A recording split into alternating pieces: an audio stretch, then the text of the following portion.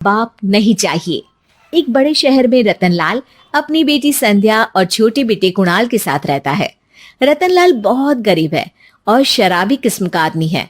वो रिक्शा चलाकर अपना जीवन यापन कर रहा है। रतनलाल एक अधेड़ उम्र के आदमी योगेश्वर को कभी कभी अपनी रिक्शा से मार्केट या मंदिर छोड़ता है और कभी कभी बाजार से उसका सामान भी ले आता है।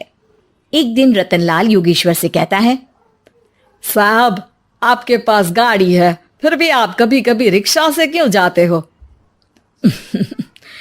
इन शहर की गलियों को आराम से देखना मुझे बहुत पसंद है। ठीक है साहब, मैं चलता हूँ, कल फिर आऊंगा। अरे रतनलाल, रुको तो। मैंने सुना है कि तुम अपनी बेटी को कुछ पैसों के बदले किसी को दे रहे हो। अभी किसी को बेचे नहीं तो क्या करे साहब।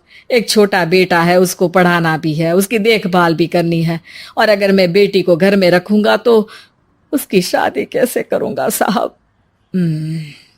तुमको कितने पैसे मिल रहे हैं? अब 50,000 साहब। देखो, मैं तुमको पूरे 20 लाख रुपए देता हूँ। तुम अपनी बेटी संध्या को मुझे दे दो। हैं? अब 20 लाख? धन्यवाद साहब, धन्यवाद। मैं कल ही उसे आपके पास छोड़ जाऊंगा साहब। अगले दिन रतनलाल संध्या को हमेशा के लिए योगेश्वर के यहाँ छोड़ आता है और बदले में 20 लाख रुपए लेकर घर आ जाता है। रतनलाल जिंदगी में पहली बार इतने पैसे पाकर बौखला गया। उसने एक अच्छा घर लिया। कुणाल, अब हमें कोई चिंता नहीं है, तो अब अच्छे से पढ़, खूब मन लगाकर पढ़ाई करना। पापा, मुझे पढ़ाई करना अच्छा नहीं लगता। अरे तूने अगर ज्यादा बकवास की ना तो बहुत मारूंगा। कल से तू अच्छे स्कूल में जाएगा तो जाएगा, हाँ बस।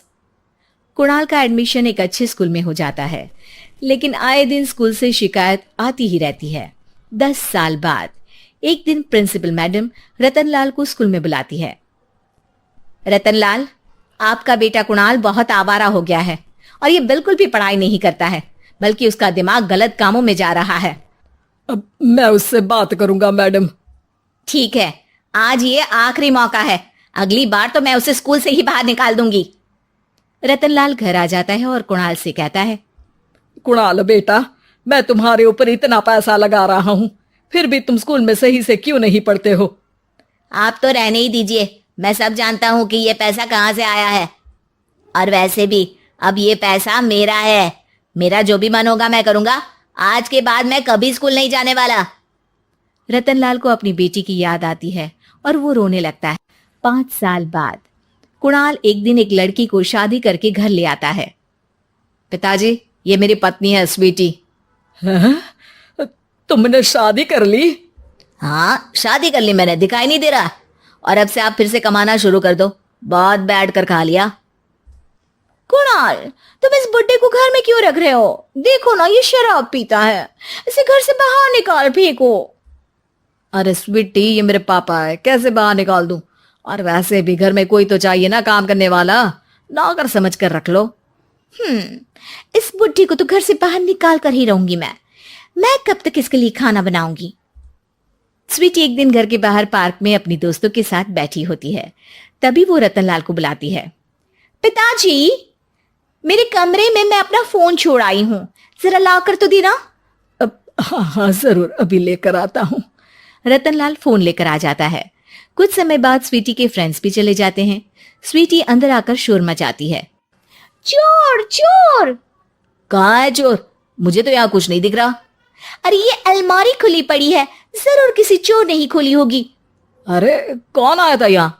यहाँ तो पिताजी आए थे बस। अरे बहू, मैं चोर नहीं हूँ। मुझे तो आप पर अब बिल्कुल भी विश्वास नहीं है पिताजी, क्योंकि जब आप पैसे के लिए दीदी को बेच सकते हो तो आप चोरी भी तो कर ही सकते हो। अरे लेकिन वो सब तो मैंने तेरे भले के लिए किया था ना। मैं तो कहती हूँ कि हमें इनकी कमरे की तलाशी लेनी चाहिए। तुम बिल्कुल सही कह रही हो, चलो। स्वीटी और कुणाल दोनों रतनलाल के कमरे की तलाशी लेते हैं और उन्हें वहां स्वीटी की ज्वेलरी और पैसे मिल जाते हैं। मैं तो पहले ही जानता था कि चोर आप ही हो। निकल जाओ मेरे घर से और दोबारा अपनी शक्ल मत दिखाना। रतनलाल आंखों में आंसू लिए घर से निकल जाता है। स्वीटी मन ही मन सोचती है, आज तो मेरी प्लानिंग सफल हो गई। जैसा मैं चाहती थी ऐसा ही किया और बड़ी आसानी से उस बुड्ढी को चोरी का इल्जाम लगाकर घर से भगा दिया। रतनलाल की हालत अब ज्यादा खराब हो गई और वो सड़क पर बैठकर भीख मांगकर खाने लगा। एक दिन वहां एक गाड़ी आकर रुकी और सड़क पर बैठे सभी भिखारियों को अपने सेंटर ले गई। एनजीओ की मालिक संध्या एक एक करके सभी को सुविधा मुहैया कराती है। तभी उसकी नजर रतनलाल पर पड़ती है। पिताजी, संध्या तू? पिताजी आपकी ये हालत कैसे हुई? ये सब मेरे बुरे कर्मों की सजा है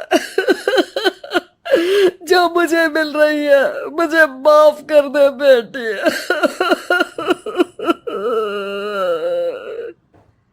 पिताजी, मैं आप पर बिल्कुल भी गुस्सा नहीं हूं, क्योंकि आपने मुझे यहाँ भेजकर अच्छा ही किया।